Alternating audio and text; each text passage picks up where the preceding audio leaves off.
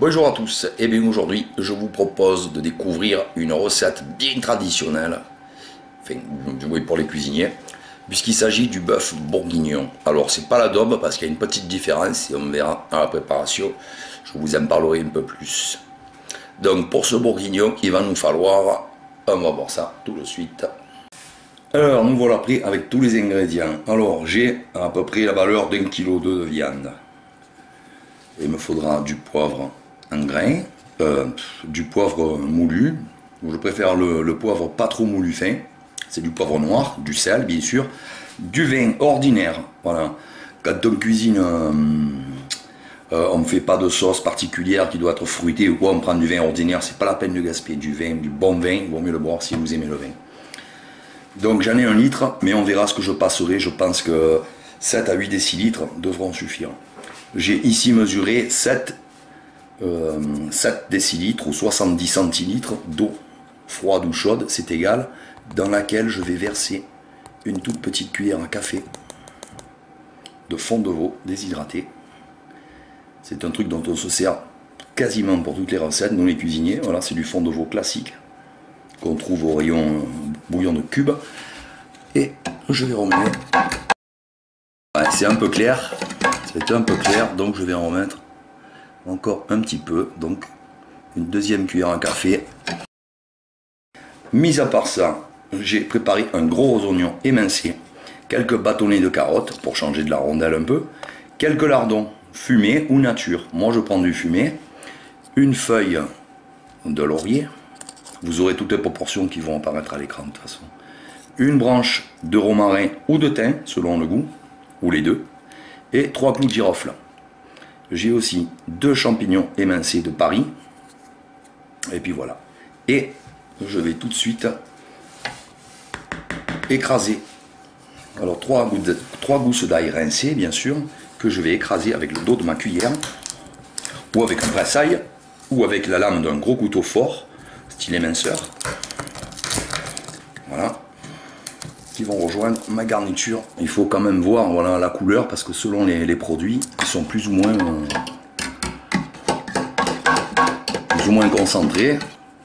Bon, ça suffit. Voilà, allez, on va se retrouver devant le fourneau pour commencer cette recette.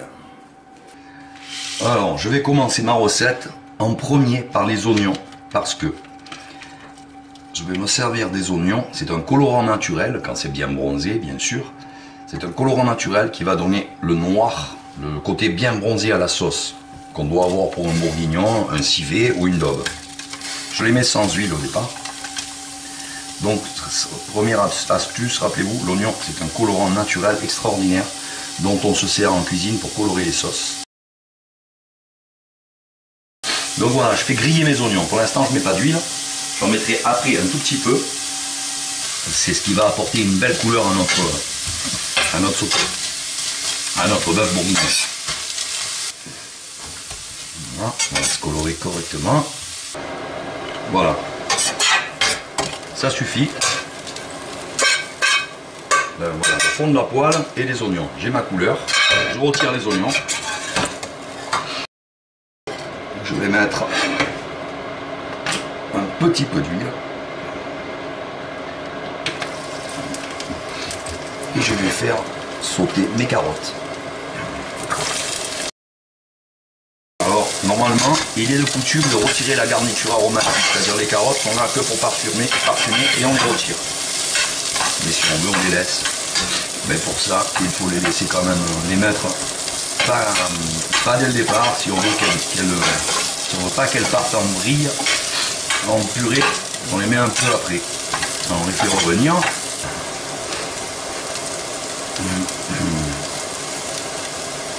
On peut mettre à ce moment-là nos gousses d'ail écrasées. On va juste faire suer un petit peu. J'enlève du feu pour pas que ma casserole noircisse trop et je retire les carottes et l'ail. Et on réserve. Maintenant, ça va être au tour des champignons et de la poitrine fumée ou non fumée, comme vous voulez. Alors d'abord, je vais mettre ma poitrine pour la saisir. après je mettrai les champignons.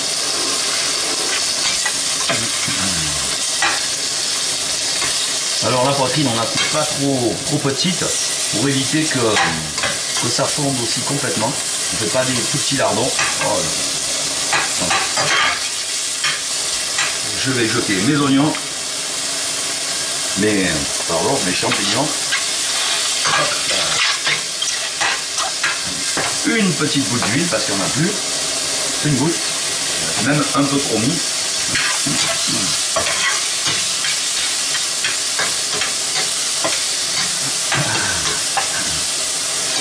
Je me retire du feu.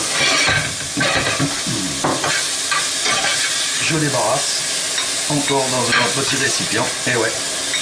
Et je réserve pour une étape ultérieure. Je me remets sur le feu avec une goutte d'huile. Je mets l'huile avec parcimonie. Il vaut mieux en remettre au besoin plutôt que de noyer son plat d'huile. Et je vais faire sauter ma viande bien comme il faut.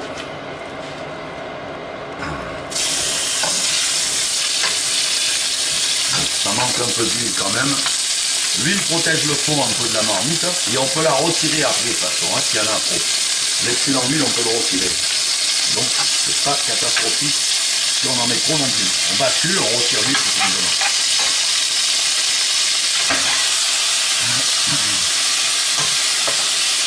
On peut faire revenir la viande en 2 fois, pas tout mettre ensemble, c'est mieux, c'est préférable pour garder une bonne chaleur de la sauteuse, une marmite que vous avez.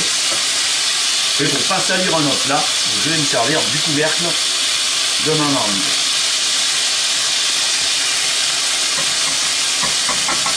Voilà, ça c'est une couleur correcte. Je relaisse chauffer un peu le fond. À noir, enfin, comme c'est parfait là. Allez. Deuxième virée, deuxième et dernière tournée de viande à restaurer. Voilà, ma deuxième tournée, elle est prête. Voilà le fond de ma poêle, ça c'est très bon. Marron foncé. Si c'est déjà plus noir, on arrête de faire revenir la viande. Priorité à ça, au fond de la poêle. Maintenant, je remets toute ma viande dedans. Alors attention, ça a lâché du jus, mais c'est pas grave. Je mets mes champignons, et c'est un problème moi, le dyslexie là. Je mets les oignons.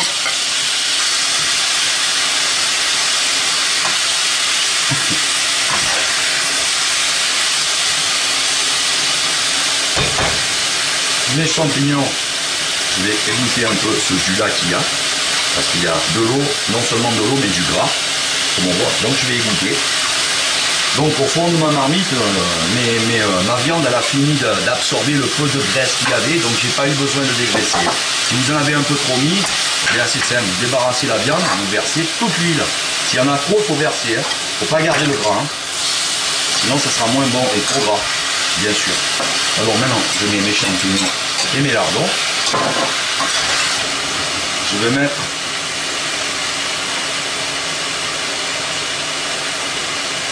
pour l'instant juste une petite cuillère à café de sel. Il faut y aller mollo et après on rectifie l'assaisonnement. Je vais poivrer. Oula, j'aime le poivre. Voilà. Oh là là, catastrophe. Je vais mettre maintenant mon fond de veau dans lequel j'ai rajouté tout à l'heure une cuillère à café encore parce qu'il était vachement clair. Je mouille avec mon fond de veau.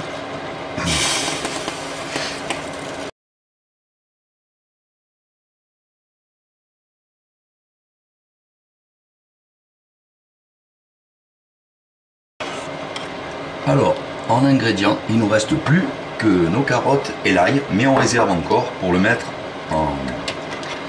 aux 3/4 cuisson. Alors, on voit ici tous les morceaux d'oignons, tous les petits morceaux d'oignons noirs qui flottent. Voilà, hein, vous les voyez ici. Ces morceaux d'oignons, ils vont colorer la sauce pour lui donner un joli brun, le brun qu'il nous faut pour que notre plat soit bien appétissant. Hein, voilà.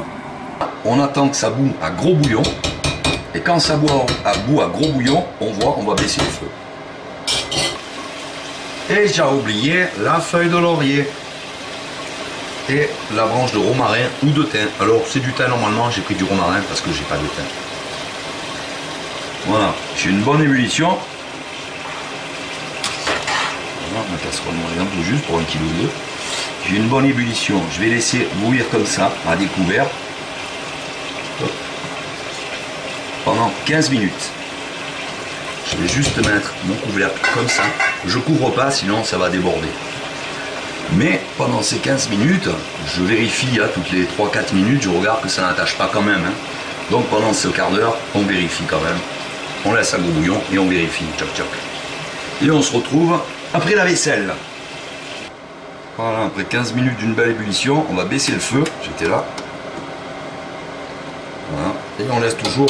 Là, ce coup-ci, on va couvrir un moment quand même. Voilà, il faut que ça gloute comme ça, tranquillou. On couvre en surveillant tous les 5-10 minutes, tiens qu'on vient mettre un petit coup. Voilà. On laisse pas sans surveillance et on se retrouve dans 30 minutes. Voilà. On laisse comme ça couvert pendant 30 minutes avec l'ébullition moyenne qu'on a là. Alors, 30 minutes plus tard, je vais enlever la feuille de laurier. C'est pas la peine qu'elle parfume. La sauce, elle a réduit comme neige au soleil. Et la viande n'est pas cuite, attention. Donc on est à 15 minutes plus 30 minutes, 45 minutes. On va piquer par acquis de conscience, on n'a pas des gros morceaux. Et la viande n'est pas cuite. Il faut qu'elle fonde bien, elle est presque cuite. Donc à mon avis, au total 1 heure, on sera. Elle est cuite par endroit, mais elle n'est pas fondante. Donc on va faire en sorte d'avoir une viande fondante. On va baisser le feu encore. On va baisser le feu pour préserver la sauce. On baisse. J'ai encore trop d'ébullition. Et là, j'ai une sauce qui est hyper concentrée en goût. Ça va être du tonnerre. Si vous avez une réduction parce que votre feu était un peu plus fort ou quoi, trop importante, vous rajoutez un peu d'eau, c'est pas grave.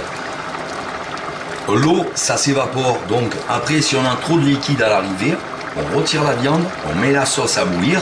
L'eau qu'on a en trop va s'évaporer et on se retrouve avec la même concentration de sauce. C'est l'évaporation de l'eau qui donne la concentration et le corset de la sauce. Au plus on retire de l'eau par évaporation et au plus on a un concentré d'arôme et de goût. C'est là le secret. Alors on comptera sur la recette ce verre d'eau chaude pour ne pas stopper totalement trop rapidement l'ébullition. Si vous êtes au même stade que moi en sauce, vous pouvez faire pareil. J'ai déjà des morceaux de viande qui sont bien cuits, mais pour qu'elle soit fondante, on la laisse encore un petit peu. Et maintenant, ces dernières 15 minutes, on va rajouter nos carottes. Oh là là, le laurier, je ne le remets pas, ça suffit. Nos carottes et notre ail. Voilà, et nos carottes, elles vont cuire pendant ces 15 minutes. Ça va être du beurre aussi. Notre ail va parfumer tout ça, encore plus. Et on se revoit dans 15 petites... Non, pas dans 15 minutes, parce que là... Ah mais bon, j'ai stoppé mon ébullition. Donc on repart sur 15 petites minutes, mais vraiment 15 max. Et on se retrouve et on fera la finition, parce qu'il va falloir faire la liaison de la sauce. Je recouvre, et alors là, je surveille vraiment bien, parce que comme il y a eu une évaporation quand même pas mal de sauce, on surveille bien comme il faut, pour pas que ça attache, tout simplement. Je laisse couvert, comme ça. 15 petites minutes, je vais baisser mon feu parce que là, je lève combien de fois. Voilà. Alors, après 15 minutes, j'ai retiré ma viande et je l'ai laissé reposer 10 minutes à couvert parce que ça continue à cuire la chaleur. Alors, souvent dans l'adobe, on a des morceaux qui sont très cuits et fondants, comme ça, et d'autres qui sont un peu plus fermes. Eh bien, on n'a pas le choix, on arrête parce que sinon, les morceaux fondants, qui est le meilleur, risque de partir un peu en brioche. Voilà. Alors on est à tout juste 1 heure de cuisson parce qu'on a des morceaux qui sont pas très gros. Si on a des plus gros morceaux, eh bien on mettra du liquide, on rajoutera du liquide autant de fois que nécessaire jusqu'à ce que la viande soit cuite. On a les carottes qui sont cuites, partie cuite. Et si on se retrouve à l'arrivée avec trop de sauce, eh bien comme je vous ai dit, on fait réduire, on met sur le feu. La sauce va descendre et se concentrer en goût. Allez, on passe à la sauce. Alors, je débarrasse ma viande. On la remet sur le feu. J'ai préparé ici au pifomètre 2 cuillères à soupe de farine dans laquelle je vais verser. D'habitude, je fais tout au pif, hein, c'est pour vous montrer. J'essaie de trouver des quantités qui collent un peu. 2 cuillères à soupe d'huile. Je vais remuer à peu près lisse. Je vais remettre la valeur d'1 cuillère à soupe d'huile. Voilà, ça devrait être bon. Je vais travailler ça rapidos. Il n'y a pas de consistance voulue nécessaire. Je préfère que ce soit un peu plus liquide, moi. Donc voilà, ça me fait 4 cuillères à soupe d'huile. Mais s'il faut, je ne mets pas tout. Hein. Et là, maintenant, il me faut le fouet impérativement. Pour lier ma sauce, il me faut impérativement le fouet. Pour avoir une sauce sans grumeaux. Voilà la bonne consistance de la papate. On va mettre ce qu'il faut. On commence light et on remue. Alors sur la recette qui passera notée, vous aurez bien sûr les quantités pile poil.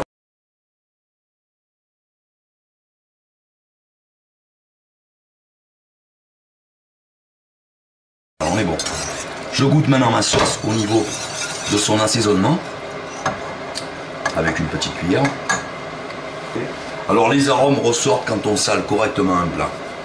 Et ici, malgré ma cuillère du départ, il manque. Alors maintenant, je vais napper ma viande avec ma sauce. Alors vous remarquez qu'on a une sauce bien foncée, bien noire. Hein. Et là, avec ça, vous allez faire des horreurs. Regardez-moi cette couleur. Moi, je vous conseille de faire ça avec des pommes vapeur. Des pommes vapeur avec un beurre fondu et de la persillade dessus. Ça à côté, le mélange du beurre fondu avec la sauce du bourguignon, c'est un délice. Ou au pire, des pâtes. Mais pommes vapeur, c'est le top. Voilà les amis, je vous dis à bientôt pour une prochaine vidéo et je vous souhaite un bon appétit à tous.